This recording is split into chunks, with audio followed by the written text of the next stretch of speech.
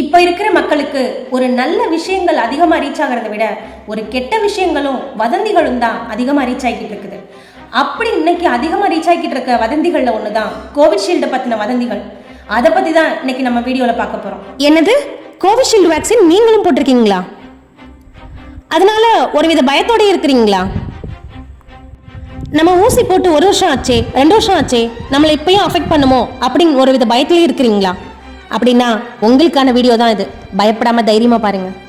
ஒவ்வொரு காலகட்டத்திலையும் நம்மளை காப்பாற்றிட்டு வர்றது இந்த மருத்துவமும் விஞ்ஞான வளர்ச்சியும் தான்.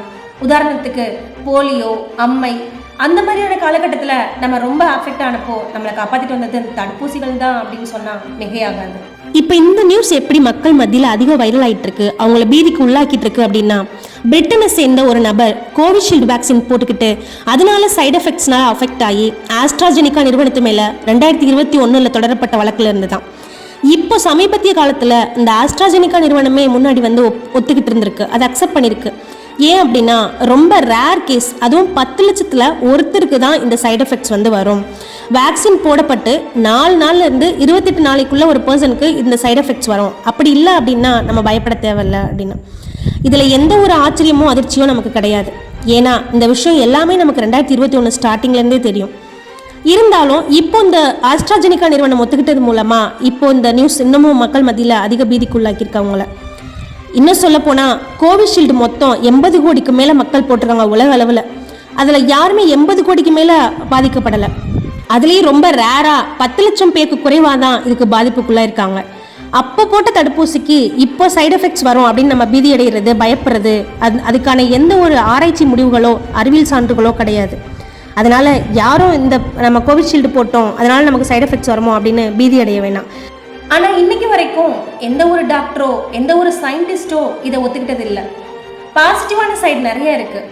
இந்த கொரோனா வேக்சின் போட்டதுக்கு அப்புறமா அந்த ஹார்ட் அட்டாக்கோட ரேட் வந்து ரொம்ப கம்மியாகவே இருக்குங்கிறதுக்கான ப்ரூஃபும் ரெக்கார்டும் நம்மக்கிட்ட நிறையாவே இருக்குது. மனிதனோட கண்டுபிடிப்புகளில் மிக உயர்ந்த கண்டுபிடிப்புனா அது மருத்துவ கண்டுபிடிப்பு தான். விலங்குகளுக்கும் மனுஷங்களுக்கும் உள்ள வேறுபாடே அங்கே இருந்து தான் ஸ்டார்ட் ஆகுது. ஒரு விலங்குக்கு அடிபட்டுருச்சுன்னா சரி செஞ்சுட்டு அதால் வாழ முடியாது. ஆனால் மனுஷங்களுக்கு அப்படி இல்லை. அதை சரி செஞ்சுட்டு மறுபடி வாழ மருத்துவம் ஒரு ஆதாரமாக விளங்குது. அந்த மருத்துவம் தான் நம்மளை காலங்காலமாக காப்பாற்றிட்டு வந்துட்டு இருக்கு. அப்படிப்பட்ட மருத்துவத்தில் மிக உன்னதமான கண்டுபிடிப்புனா அது தடுப்பூசின்னு தான் சொல்லணும். சமீபத்தில் நம்மளை ஒரு பேரழிவிலிருந்து காப்பாற்றினது கூட கோவிஷீல்டு, கோவேக்சின் மாதிரியான தடுப்பூசிகள் தான். ஸோ அதை பற்றின ஒரு பரப்புரைகளும் ஒரு வதந்திகளும் ஒரு எதிர்மறையானதும் பிற்போக்குத்தனமானதுங்கிறத அப்படிங்கிற ஒரு விவாதத்தையே நான் முன்வைக்கிறேன். இப்போ மட்டும் இல்லை, இனிமே வரக்கூடிய காலங்களில் கூட இந்த COVID-19 மாதிரியான நோய்களோட அல்லது அதை விட அதிக பாதிப்பு தரக்கூடிய நோய்களோட நம்ம போராட வேண்டியிருக்கும். அப்பவும் நம்ம பிற்போக்குத்தனமாக இருந்துட்டா நம்ம நிலைமை நம்ம கையில் இல்லை. அப்படி இருந்துடக்கூடாதுங்கிறத தான் நான் வலியுறுத்துறேன். அதனால கோவேக்சினோ கோவிஷீல்டோ போட்டவங்களா இருந்தீங்கன்னா பயப்படவோ பீதி அடையவோ தேவையில்லை. தைரியமாக இருங்க.